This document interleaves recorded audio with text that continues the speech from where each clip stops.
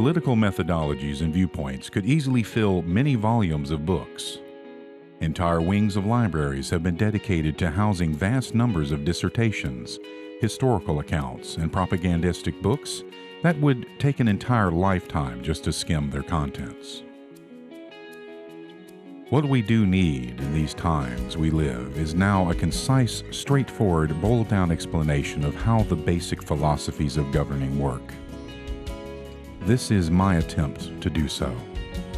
It is not meant to be exhaustive or authoritarian on the subject, but to give a basic understanding to work from.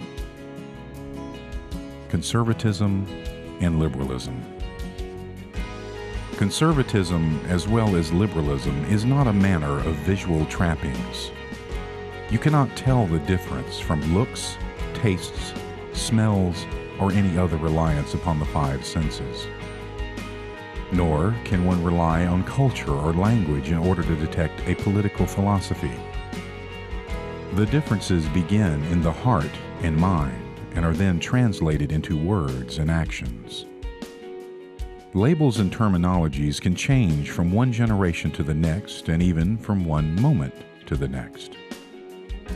It is not the words we use to describe these philosophies, but the actions and results of these philosophies that hold meaning and relevance.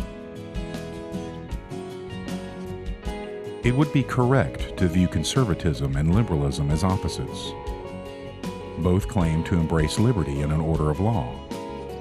It is in the viewpoint of liberty and freedom where these two philosophies of governance reveal their opposition. The main point of departure between these philosophies can be measured with a view of history.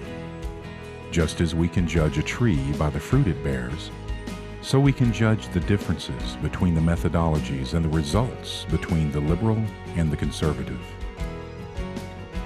Around the turn of the 20th century, what was known before as liberal took a twisted turn. Before that time, the word liberal was considered rooted in the term liberty.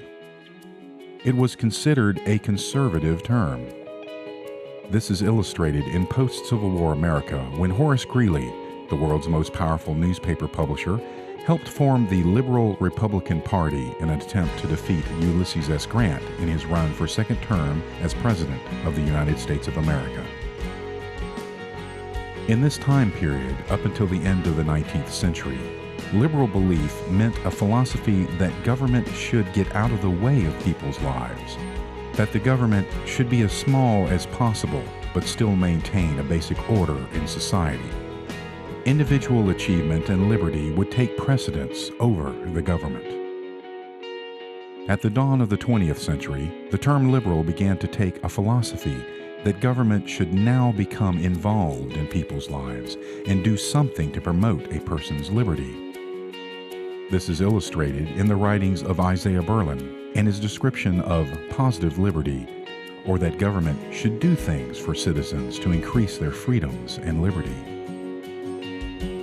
The idea became that in order to maintain liberty, government should increase outlays of structure in order to promote liberty. Government welfare was necessary in order for people to be free. This was the departure point. At the same time, in the very early 20th century, the progressive philosophy was born. The nation, and indeed the world, was experiencing great advances in science and technology. Along with these advances came advances in socialist and communist societies. Even the concept that utopia could be achieved.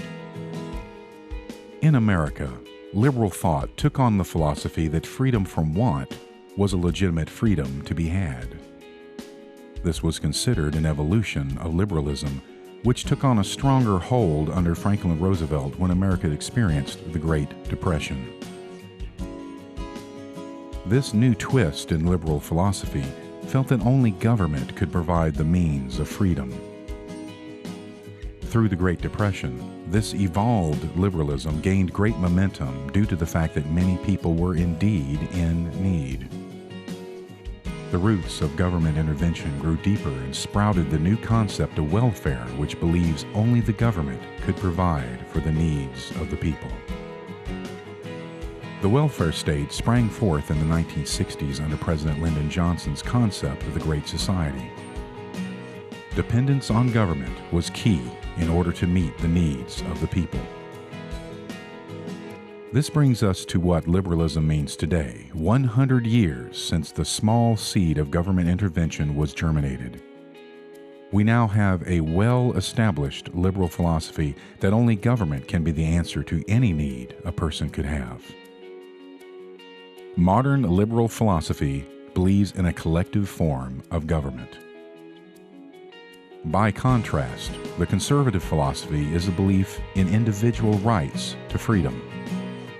It looks back to the foundation of American philosophy that freedom is liberty. Many feel this is a backwards way of thinking. In other words, looking back rather than progressing forward. However, in reality, the conservative concept is a dissemination of values and beliefs that were established at the creation of the United States of America. The conservative philosophy of today positions itself to embrace the concept of liberty and freedom at our founding. This philosophy is what empowered America and Americans to prosper. Conservatism embraces the American ideals of individual achievement. It is the engine of incentive. Success is the reward of self-determination. The very definition of success is determined by the individual. This view of liberty allows the individual to pursue their own vision of success and happiness. True liberty and freedom can only be derived from self-determination. Benjamin Franklin, one of our founding fathers and true polymath, perfectly describes the meaning of liberty. Liberty is the freedom to be wrong, not the freedom to do wrong.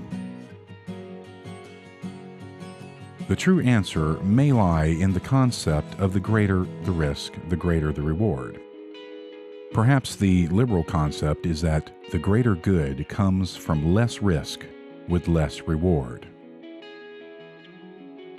It may seem that a simple description of the liberal way would be to look after the benefit of society as a whole without individual consideration, whereas the conservative way would be to look after the freedom of the individual in order for that individual to contribute to the benefit of society as a whole. If we look at our language to find a greater definition of what the difference between liberal and conservative is, it would be an oversimplification to illustrate their meanings with a slice of bread and a stick of butter. Would the liberal way be to cover the bread with a thick layer of butter, leaving no spot uncovered? Is this an act of liberation of the butter at the expense of the bread? Would the conservative way be a very thin and sporadic dab of butter here and there? Is this an act of conservation? A conclusion can be clearly drawn between conservatism and liberalism. The liberal looks to government for approval, whereas the conservative looks to approve the government.